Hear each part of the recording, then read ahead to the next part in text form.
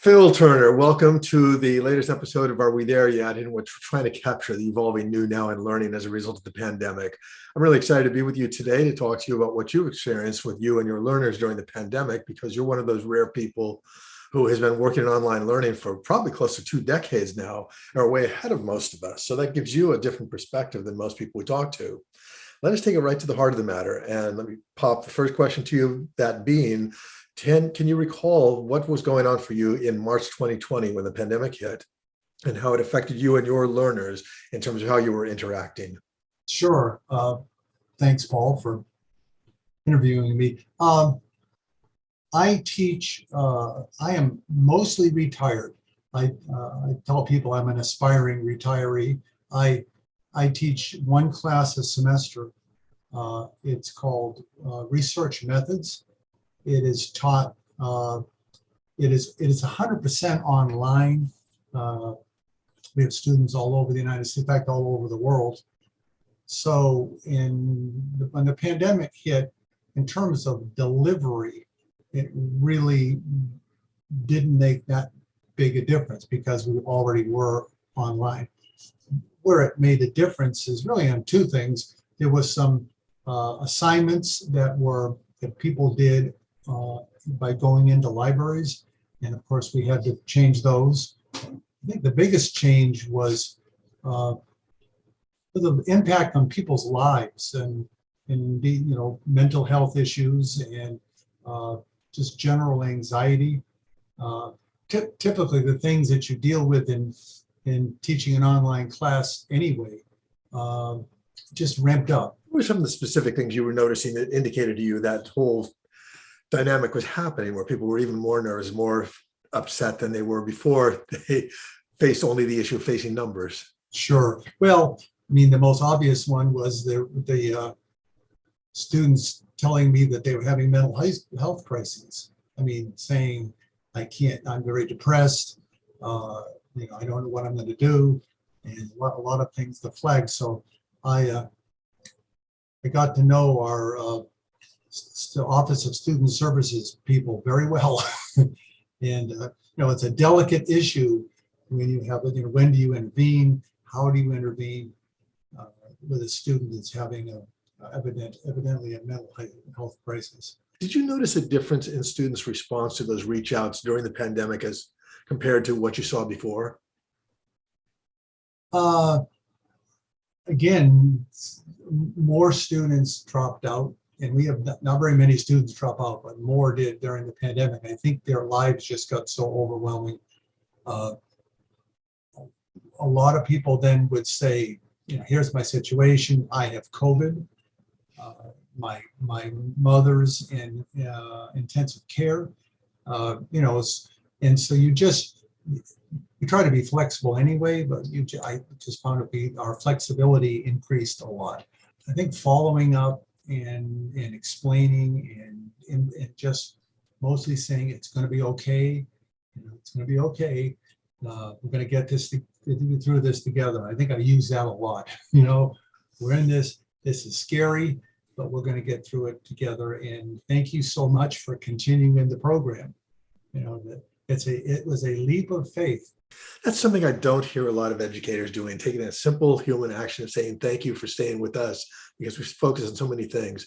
How did people respond when they heard those words from you? I had a lot of really nice feedback from students. Thank you for, letting me have that extra 3 days. Thank you just for reaching out. And a lot of times when you do connect with those students, that what happens is we have projects that are due, or if somebody hasn't logged in for, I think it's 5 days that we were using, a lot of times they'll go back and say, they'll have a great reason. This happened in my life. Thank you so much for reaching out. Occasionally you'll have people that go, oh yeah, that's right. I forgot about that. And I forgot that assignment or whatever. And you understand that anyway, they're working full time. They've got their lives. We hear a lot in learning about the importance of self-directed learning, and we hear a lot of complaints about people saying what I get in my classroom doesn't carry off in real life. It seems to me that during the pandemic, those lines have blurred an awful lot because we are learning how in academic settings to interact with each other effectively the way you just talked about. And that's going to carry for a lot of people back into the workplaces where more and more we're working online rather than expecting everybody to be in an office 8 to 5 or 9 to 5 or 9 to 6, Monday through Friday or on a set schedule. What do you think are some of the benefits that are coming out of this in terms of academic learning tying more into workplace learning and workplace requirements? Yeah, that's a great point. I tell folks, obviously, if you complete a course of study, that means you've certified that you have this content, you have these skills. It also certifies, particularly in the kinds of programs that that we offer, that it's asynchronous online. It also certifies that you can get your act together. And I think that really translates into the workforce. Particularly, like you said, so many people are doing blended careers where they have to go in 2 days a week and the rest is online. You've demonstrated that you can take that calendar and you can break out that time each week. You have the discipline and the persistence to do that. I know the content's important and the skills are important, but boy, I'll tell you, that discipline and that persistence is, if I'm hiring somebody, that's going to be way up on top what I'm looking for. Have you noticed a difference because we're so focused on people feeling isolated? Have you noticed a difference in how they approach teamwork during the COVID era as opposed to what people were doing before? And if so, was it helpful or was it more of a detriment to them, to their learning? Yeah, I think we're bifurcated. I think there are some people who really galvanized them to, wow, I can work with someone else. I was feeling alone, and all of a sudden with 2 or 3 other people working on a project, and it's exciting, and it makes it. And in other words, I think that the teamwork part, and we do have projects that require teamwork, really help them. They're excited. On the other hand, there were students that just hunkered down. Didn't want to watch the news. They told me didn't want to. They just were. I want to get this done. I want to get through this course, and I'm sure it's a learning style thing. I think something like the pandemic just brought out learning styles more than before. Whatever way you learn, you're going to learn better that way. So the folks that did the group projects, that liked the group projects, I think liked them more. I think they were people who don't like group projects, and I think they liked them less. Were the people who were aware of how long you'd been at this and how creative you'd been at it flooding you with questions about how to deal with what for many people was emergency remote learning rather than real learning? Okay, here's my experience reaction over time to people going online. The typical faculty member that I dealt with, and someone said, you have to teach this course online. They said, no problem, bring a camera into the room and I'll teach 45 hours, into the camera. We call that bad education at the speed of light. It's that mindset of going from face-to-face to online is a totally different way of teaching. And I expect that to happen in a week or something. And that's what happened in the pandemic. As you know, people are teaching face-to-face, they're teaching online. Of course there were problems, of course they were.